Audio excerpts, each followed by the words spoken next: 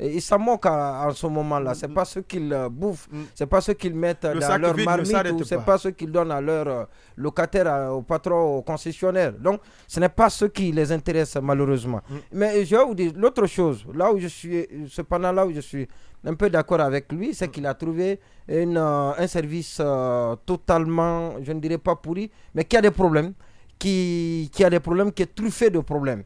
Et nous savons que quand Dioubaté était là-bas, le dernier cas en date, c'était la situation des boursiers au Maroc. On a eu à débattre de ce sujet quand il s'était opposé quand il y a eu cette opposition par rapport à l'information qu'il y avait entre le ministre de l'enseignement préuniversitaire et le service national des bourses. On a dit qu'on faisait sciemment donc de dissimuler certaines bourses et qu'on revendait à des tiers, et qui ne partaient pas bien évidemment à bonne direction. Et ça a été dit ici.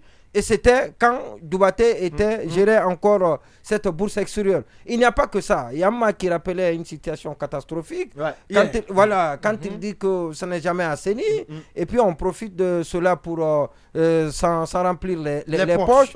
Et autre comme chose, le cas des passeports en France.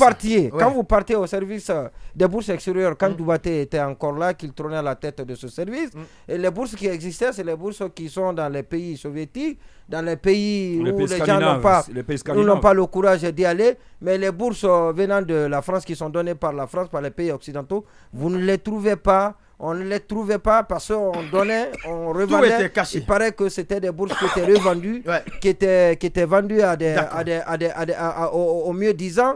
Et ce qui fait qu'il y a certains pays qui avaient même refusé, qui avaient même cessé de donner des bourses à la Guinée, parce que la qualité des étudiants qui partaient dans ces pays n'était pas la bonne qualité. Donc on a estimé que l'élève guinéen n'a pas un bon niveau. Le niveau de l'élève guinéen, l'élève guinéen avait un piètre niveau qui ne lui permettait pas d'y aller, mais c'était par la faute des responsables des bourses extérieures. Donc il y a tout ça à arranger là-dedans. Et d'ailleurs, ce Dioubaté, on ne doit pas le laisser tranquille.